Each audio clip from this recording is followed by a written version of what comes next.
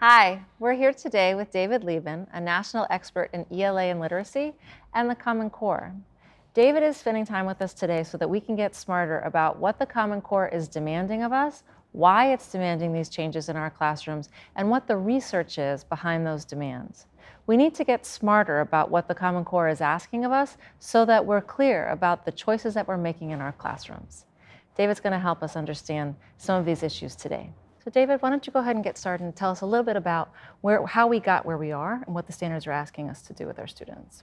One of the ways to begin is to look at a body of research that goes back 25 years, from 1988, roughly 25 years, from 1988 to now. And one of these was recently done by the Annie Casey Foundation, and it found that students who failed a third grade reading test were more likely to drop out of high school than students who pass a third grade reading test. A study that followed that in Chicago school system, once again, third grade reading scores predicted ninth grade reading scores, predicted college admission, predicted ninth grade grades. And some work done by Connie Jewell, an older researcher, correlated first grade reading scores with later performance. So we have a body of research for nearly 30 years showing that if you can't read by the third grade, the odds are inordinately stacked against you. Now, what happens? What are we doing inside of classrooms with regards to curriculum and pedagogy? Those things that we control. We can't control poverty from the school, from the classroom. But with what we can control, which is curriculum and pedagogy, what are we doing that causes this result? And keep in mind that this result increases every year. In other words, students who are not proficient in third grade become less proficient. The gap between those students who are not proficient and those students who are proficient increases the longer they are in our school system. So what are we doing inside classrooms that produces this response? And more or less, what are we not doing? And let's start with what is not the cause of this problem. One is critical thinking. It is not that the children who are not proficient readers cannot think critically. Children think critically at all ages about what interests them. They can think critically about their sports. They can think critically about their music. They can think critically about their arts. So when you put a piece of paper in front of them and ask them to read it, why are they no longer able to think critically? So it's not lack of thinking critically that causes the problem. Reading comprehension strategies is a great deal like critical thinking. You ask a question, you make an inference, you draw a conclusion, you synthesize information. Great deal like critical thinking. And in addition to that, I recall being on a bus in New York City next to this girl who must have been 4 years old. So she looks up at a sign. She says, "Mom, what's that word after no?" And the mother says, "Spitting." And the little girl goes, "Ew." So if you take a look at that, the first thing she did was she recognized the word she knew, which is sometimes referred to as a comprehension strategy. She asked a question, which is sometimes a comprehension strategy. Then the first thing she did after that, when she found out it was spitting, she visualized. She went, "Ooh, that's visualization. That's a comprehension strategy." Then she asked another question. I mean, there are some people who need to be told that. So she was making an inference, and she was connecting to what she knew, both considered comprehension strategies. And then she went further by saying, "Who put that on the bus?" So she was evaluating the information, synthesizing it, found out it was not the bus driver, it was the bus driver's boss. Then she drew a conclusion, which is considered another comprehension strategy, and said it's not going to work, they need to put a policeman on the bus. So in the period of about 3 minutes, this 4-year-old child engaged in roughly half a dozen or so strategies. She asked questions, she synthesized information, she evaluated information, she made connections, she drew a conclusion. It's very unlikely she had a great deal of comprehension strategies instruction. So it's not comprehension strategies that causes this problem, this gap. It is not standards or lack of standards, and it is not critical thinking. So then what is it? It's 3 things. It's failure to develop vocabulary, failure to develop knowledge, and failure to become a fluent reader. Let's start with vocabulary. We have nearly 100 years of research going back to a study done by a guy named Whipple in 1925. The most recent was the National Assessment of Educational Progress. They had a separate section testing students' vocabulary. Virtually none of the students who failed the vocabulary passed the National Assessment of Educational Progress. So we have 100 years of that research. Secondly, we often talk about, if students don't know vocabulary, determine the meaning of the words in context. Well, what's the context? The context is the other words. It's also the topic, but let's say any other words. But right now, if you don't know the other words, then you can't use the other words to determine the meaning of the word that you don't know. So vocabulary and context, although it's something we should still do, is not going to solve this problem. It's debilitating to not know the meaning of too many words. In addition to vocabulary, we have knowledge, which is very closely related. The research on knowledge is not as extensive as on vocabulary, but it's a well-established body of research. They'll do research such as students reading a text about baseball, and you'll find because they know more about baseball, they're able to answer those questions.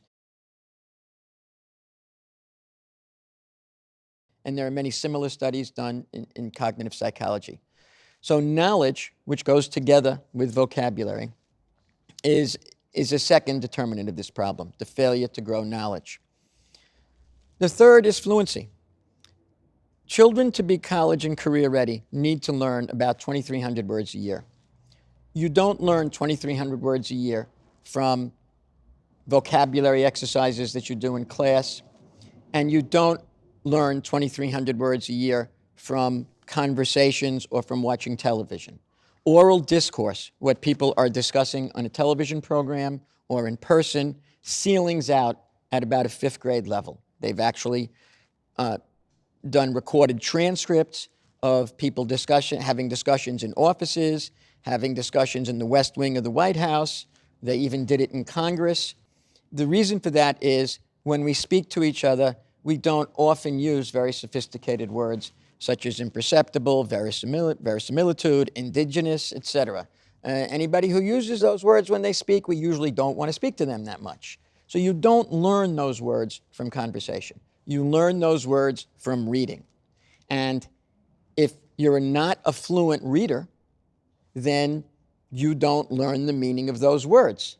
Because if you're not a fluent reader, you read too slowly, you read without expression, and you're not comprehending what you read. If a student is a fluent reader, they come across words they don't know, and they can use the context, especially if the text is something they're understanding.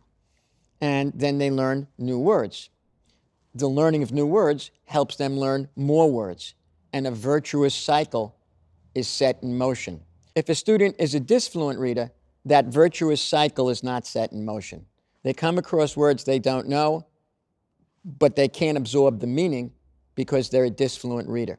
This is one of the primary reasons why the gap increases, why a relatively smaller but significant gap in 3rd grade becomes larger with each grade, because those students who are fluent are acquiring new words at a greater rate than those students who are disfluent.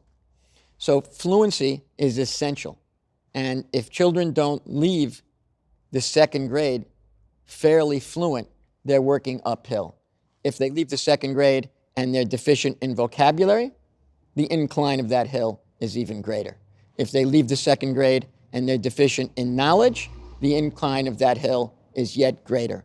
It's a triple dilemma that our students are facing who leave the early grades, K-2, without sufficient vocabulary, without sufficient knowledge, and without sufficient fluency in any case. Much of our debate about why we have this gap continuing, about why the gap increases, tends to focus on policy, charter schools, teachers, money, and not focus on the curriculum. You could be the greatest teacher in the world, and if you're teaching the wrong curriculum, your children are not going to thrive. You're not going to reduce the gap. The right curriculum is not more expensive than the wrong curriculum. So we have to change the nature of the curriculum in all the grades, but especially in these early grades, where the focus has been on comprehension strategies and standards much to the exclusion of growing knowledge of words and knowledge of the world. The standards are using these decades of research that we've been discussing. The standards emphasize academic vocabulary. It's not just in the reading standards, it's in the writing standards, it's in the speaking and listening standards. Academic vocabulary, words that are likely to appear in a variety of texts, regardless of the domain, as opposed to domain-based vocabulary such as photosynthesis, legislature, osmosis, etc. Huge part of the Common Core standards. Other part of the Common Core standards, top of page 33, knowledge. Students in grades K to 5 are expected to read a coherent series of texts that develops a body of knowledge within a domain or a topic. The changes that we need to make needs to address academic vocabulary and knowledge. And the modules on New York State do that. Core Knowledge does that in P to 2, and EL does that in their elementary curriculum as well. Much of our instruction, unfortunately, is still geared towards the strategies and the standards and does not specifically and strongly develop knowledge and vocabulary, knowledge of words and knowledge of the world. So David, what you are saying is that still right now, far too much of our early literacy work is focused on critical thinking work and comprehension strategies, and not nearly enough has yet changed, has yet transformed, so that we are focusing far more on building vocabulary, building fluency, and building knowledge. Yes, that's absolutely correct. So the standards address that, and yes, the standards address growth of word and world knowledge throughout the standards. Okay, David, so let's spend the rest of our time today talking about these three issues: knowledge, fluency, and vocabulary. How do these issues play out in instruction? What decisions do we as teachers need to make when we're setting up our classroom, when we're designing lesson plans, and when we're selecting curriculum? How do these three issues play out in different grade bands across the elementary and secondary years? We'll get smarter about that with the Liebens today.